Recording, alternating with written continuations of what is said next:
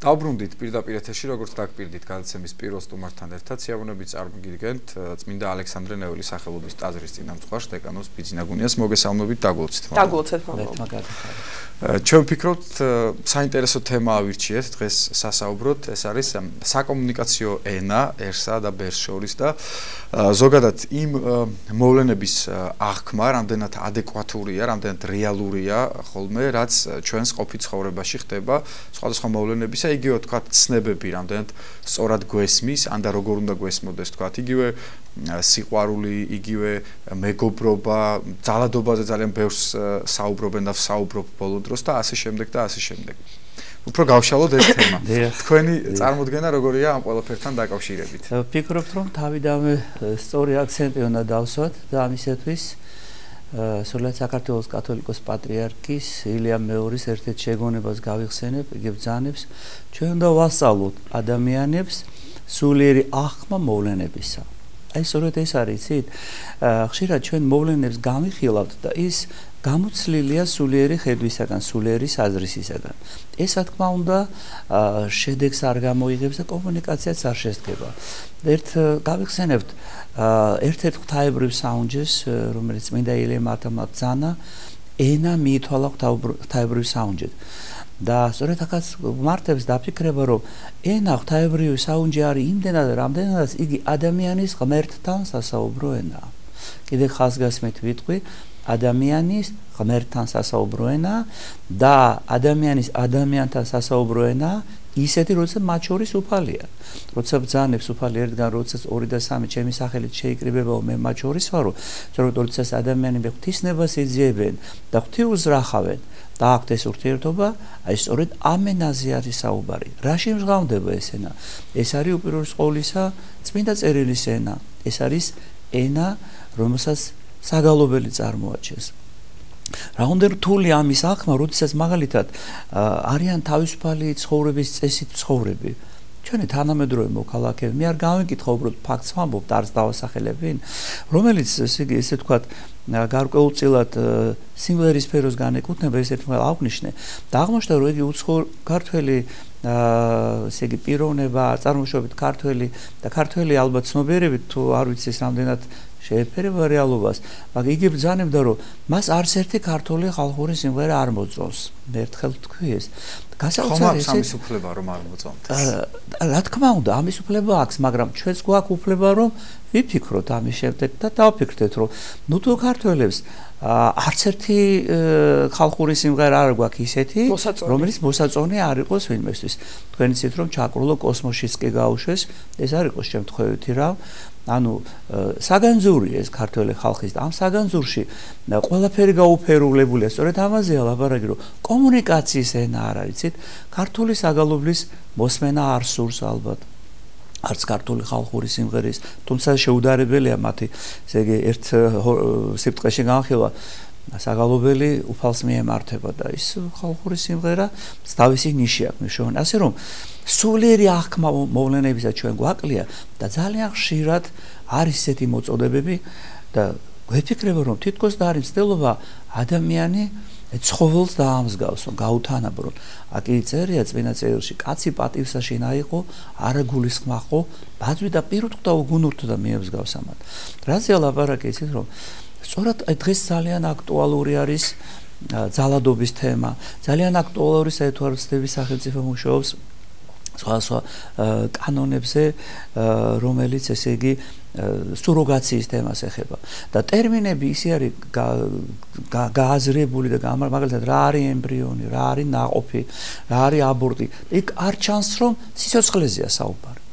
თითქოს და აბორტი სადაც ისეთი მანიპულაცია არის და სიცოცხლესთან კავშირი არ აქვს. და ეს არის სწორედ გასაოცარი, რომ სულიერი აღქმა მოვლენების არ არის. ესე იგი მე მომისმენია ფემინისტ ქალთა ესეთი პროტესტი, რომ ესე იგი ხშირად ხდებაო აბორტიო და თუ გაიგეს, რომ გოგონა არისო, აბორტის რაოდენობა მეტიაო. და ეს რა თქმა უნდა მიუღებელი ფაქტია, მაგრამ თავისთავად რომ აბორტია მიუღებელი, ამაზე დუმან. სწორედ ეს არის ცით საოცარი ძალადობა.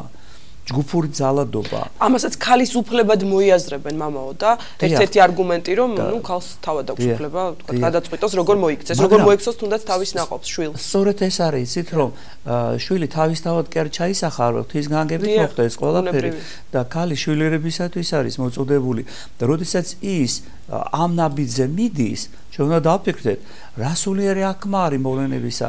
ჩვენ როგორ ასე ხელაღებით ვსპობთ სიცოცხლეს. აქ როდესაც ლაპარაკია ემბრიონზე და მას ისე გამომარტავ თითქოს და იქ სიცოცხლის ნასახი არ იყოს. ესა ფოთოლია, დაუშვათ ხის ემბრიონია, აბათეთ ამ არასწორი გამოთქმისთვის, ან ცხოველი, რა თქმა უნდა, ადამიანის. და ასე როგორ შეიძლება ადამიანის სიცოცხლის ხელყოფა და მოსპობა და საუბრობენ სუროგაციაზე იმ კუთხით, რომ ეს ერს გაამრავლებს. დავიწყებოთ ის, რომ 100,000-ზე მეტი აბორტი კეთდება და შეუსაბამოა ყოველივეს და ახლა მივიდეთ საწყის წერტილზე, რატომ? ერთნაირად გვესმის კი ოჯახის ცნება, როდესაც ეკლესია საუბრობს ერთან. მაგალითად, ისეთი განვითარებული ქვეყნები, როგორიც არის საფრანგეთი, ესპანეთი, იტალია, ინგლისი, იქ ერთსქესიანთა ქორწინება შემოიღეს და უნდა დავსვათ კითხვა. მე ამას საპოლემიკოთა ხარს ვამბობ, დაფიქრდე საზოგადოება, ის ოჯახი, რომელსაც ერთსქესიანი შექმნის და ოჯახი ჩვეულებრივი წესით შექმნილ, ქალისა და მამაკაცის ერთი და იგივეა და ერთი და იგივეთ აღიზრდებიან იქ ბავშვები და იმ სულიერებას მიიღებენ თუ ცხოველის დონეზე დავიდეს ყველაფერი ან თუნდაც დავიხსენებ, ესე იგი მე პირდაპირ გაუცებული დავჭი, როდესაც კაზანტიპის ღონისძიება მზადდებოდა და არაერთი მხარდარჭერი გამოუჩნდა ტელევიზიიდან ერთ-ერთი პიროვნება გვამცნებდა შეგვახსენა რომ ჩვენ ყველა უნდა გავიხსენოთ ეს ზღვის რომანი და ცოტა არ მომეწონა ეს სიტყვები, რომ რა თქმა უნდა ეს ზღვის რომანი მრუშობასთან არის დაკავშირებული, მაგრამ გამაოცა ჭყალებში გონება מחვილობამ, რაც შემდეგ მე მოვისმინე, რომ სწორედ ასეთი ზღვის რომანის მერეო ქალბატონებს უნდა ქონდეთო ესეთი კულტურა და შეგნება, რომ აუცილებლად საჭირო არისო გინეკოლოგთან ვიზიტი, რომ ყველაფერი იყოს წესრიგში. ანუ ცხოველის დონეზე დავედით. არანაირი მრუშობა, არანაირი განცდა ცოდვისა. აი ეს არის სწორედ კომუნიკაციის ენის ესე იგი არარსებობა. როდესაც ეკლესია ლაპარაკობს ცოდვაზე, ერის ნაწილს ეს არ ესმის. აღარ ლაპარაკობ მე იქ იურიდიულ ენაზე, იქ შეიძლება არც უნდა იყოს ცოდვაზე საუბარი, მაგრამ ის რომ ცოდვა რო არსებობს, ამას არ უნდა თქვა. ამიტომ არის როდესაც უწმინდესი მოძღვრავს ერს, ხშირად მისი არ ესმით. ამიტომაც ითქვა, კარგ თქმელს, კარგი გამგონია. დიახ, მამაო, აი ძალადობასთან დაკავშირებით მინდა გკითხოთ ბოლო დროს ვიცით ყველამ ყოველ შემთხვევაში ასე გვაწვდიან რომ ძალიან გახშირდა ოჯახური ძალადობის ფაქტები და იყო გამოთქმული შენიშვნა თუ პრეტენზია საქართველოს ეკლესიის მიმართ რომ ის არასოდეს არ ეხმიანება ამ საკითხს, არასოდეს თქვათ არ მოუწოდებს მამაკაცებს რომ თავი შეიკავონ აგრესიისგან, ძალადობისგან, რა პასუხს გასცემდით ამ ადამიანებს? უპირველეს ყოვლისა გეტყოდით რომ გავიხსენებდი წმინდა წერილის სიტყვებს ყურას ხენ და არა ესმით, თვალას ხენ და ვერ ახედავენ. სამწუხაროდ ეს ის სულიერი მდგომარეობა, როდესაც ჩვენ მოვლენების სულიერი აღქმისაგან ვართ შორს. ეკლესია ძალადობის შესახებ ყოველთვის საუბრობს, მაგრამ ადამიანებს ეს ხშირად არ ესმით, თუნდაც იმ კონკრეტულ შემთხვევაში. მე გეტყვით რომ ძალადობას ერთი რამ საფუძველი აქვს ძირში და როდესაც ჩვენ ძალადობის თემაზე ვსაუბრობთ, ცალკე გამოყოფა ამა თუ იმ ძალადობისა რამდენად აქტუალური და მნიშვნელოვანი იქნება. მაგალითად, ჩვენ ვსაუბრობთ ქალებზე ოჯახურ ძალადობაზე. მაგრამ ისმის კითხვა, ამითი ამოიწურა ყოველივე? მე შევახსენებ საზოგადოებას და დავსვავსეთ კითხვას და კითხვაზე თვითონ გასცეს საზოგადოებამ პასუხი, რომ ციხის კადრები რაც იყო და ის კასეტები რაც განადგურდა, ვიზე იყო ეს ძალადობა? ქალებზე? რა თქმა უნდა არა. მამაკაცებზე. დიახ. და სწორედ ამაზეა საუბარი, ესე იგი, თუ ეს მამაკაცებზეა საუბარი, ეს უნდა მიჩუმათებული უნდა იყოს. ძალადობა არ არის ის სახე, როდესაც მაგალითად ქალი სანაგვეში აგდებს ბავშვს. ან ბავს მიაგდებენ სადმე ქუჩაში და შემთხვევით აღმოაჩენენ შემდეგ ამას. ეს მოზარდზე ძალადობა არ არის. ძალადობას ერთი საფუძველი აქვს უღმერთობა, უსიყვარულობა, უსასოობა.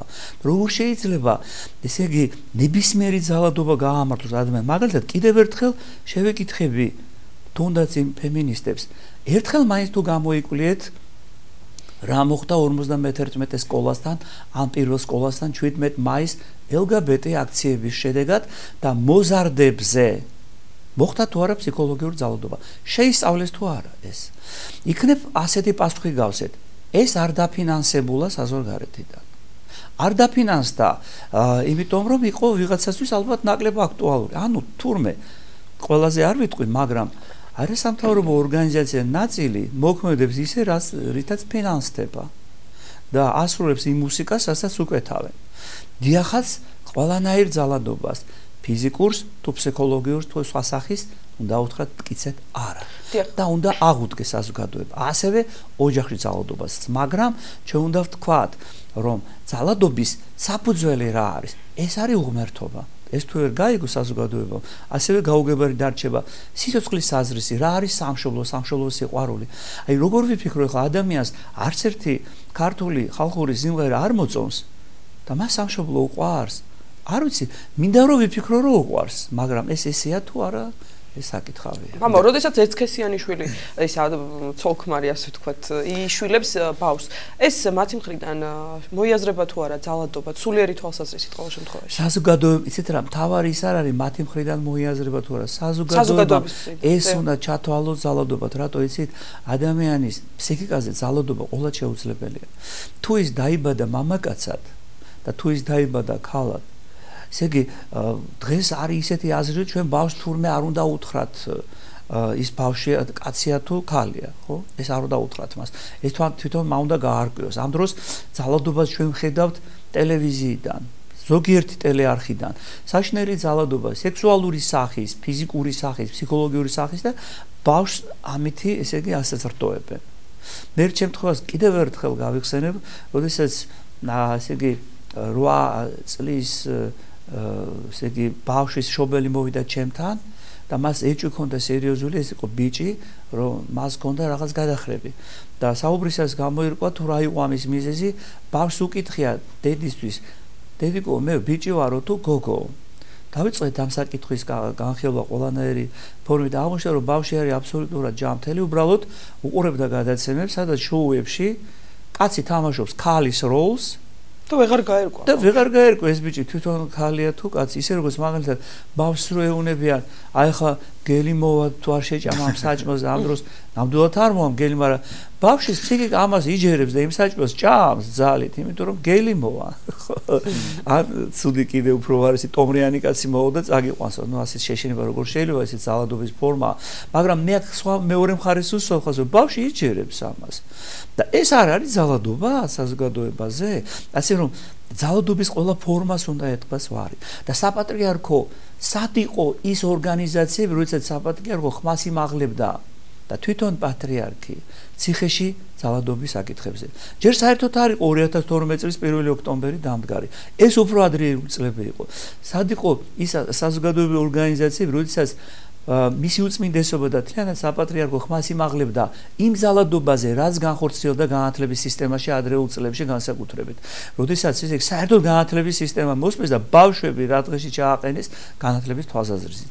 და შედეგი ის გახდა, აი მოვიმკითხო, თვით მასწავლებლებმასაც კი გაუჭირდათ ბარიერის გადალახვა ტესტირებისას.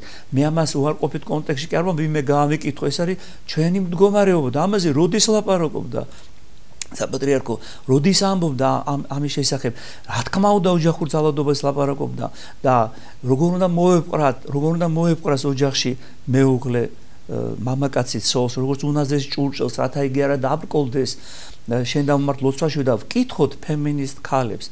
ისინი თავიანთ ქმრებზე ლოცულობენ და კითხულობენ დილის ლოცვებზე, იქ იხსენიებენ თავის ოჯახის წევრებს, თუ კაცი პატივსაშინა იყო, არა გულისხმა ხო, ბაძვი და პირობდა უგუნურთა და მიემსგავსა მათ. მამაბიძინა, ყველა დროს იყო ალბათ და გვისაუბრე კიდევაც ამაზე და ისტორიას მოწმობს, რომ ყველა დროს იყო რაღაცა დოზით, არა, ეკლესიის მიმართული ბრძოლა. ნუ ყოველ შემთხვევაში არსებობდა ალბათ ის ჯგუფები, რომლებიც გამოთქვამდნენ უკმაყოფილებას ეკლესიის მიმართ. მაგრამ აი ბოლო დროს თქვენ როგორ ფიქრობთ, გამძაფრებულად უფრო მეტად შეიმჩნევა თუ არა ეს ტენდენცია იმ ფონზე, როდესაც ქვეყანაში ეკლესიას აქვს მაღალი ავტორიტეტი და ამ შემთხვევაში უწმინდეს, ხო? ამიტომაც ხომ არ ხდება რაღაცა მიზანმიმართული ბრძოლა და სულ უკმაყოფილების გამოთქმა ეკლესიის მიმართ, თითქოს ის სხვადასხვა საკითხებზე დუმს და საკითხები, რომელიც მას, ასე ვთქვათ, ჭყალებში აწყობს, ამაზე იმაღლებს ხმას. ამ საკითხს რამოდენიმე მდგენელი აქვს. ერთი ის, რომ ეკლესიას დღიდან მისი დაარსებიდან ებრძვიან. იგი აი თუნდაც კონსტანტინე დიდის პერიოდამდე დროს გავიხსენებ, როდესაც საოცარი დევნა იყო ქრისტიანების და კლავდნენ ქრისტიანებს ათობით, ათასობით. მაგრამ ცნობიერება დღეს არ კლავენ ქრისტიანებს პიტაპირე გაგებით, მაგრამ კლავენ სულიერად. ხდება ცილისწამება, მაგრამ ეს ჩვენ არ გვაშინებს. რატომ იცით, თანამედროვეობაში ერთი სიტყვა არის ლუსტრაცია.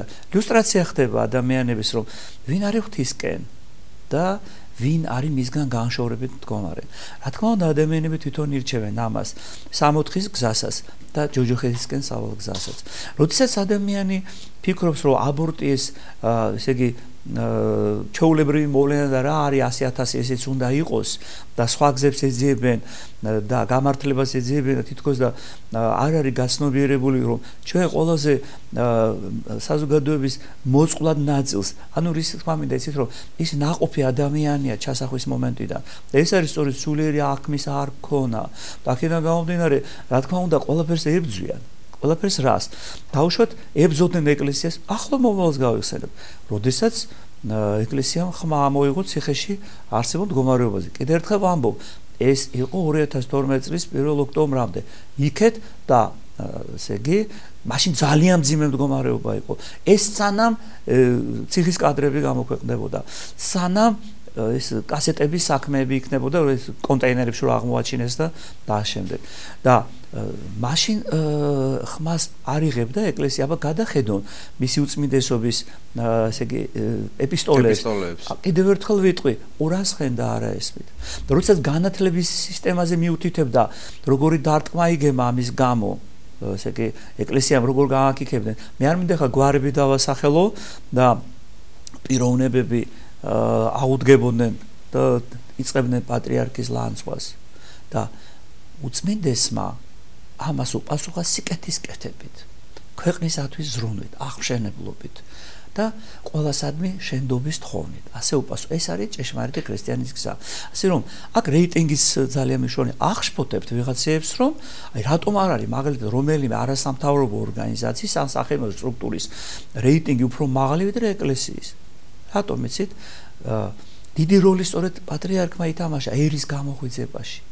ერის აი სულიერ ყოფაზე. მე ერთ ფაქტს გავიხსენებ, როდესაც უწმინდესის ინტრონიზაციის 35 წელი იყო 2 წლის წინ და დაბადებიდან 80-ზე ქონდა ჟურნალისტებს კითხვა ასეთი, თუ რა იყო ყველაზე მნიშვნელოვანი, რაც უწმინდესმა ამ პერიოდის განმავლობაში შექმნა და მოიმაღვაცა და მისი პასუხი იყო, რომ მას არაფერი გაუკეთებია, რომ ყველაფერს უფალი აკეთებდა.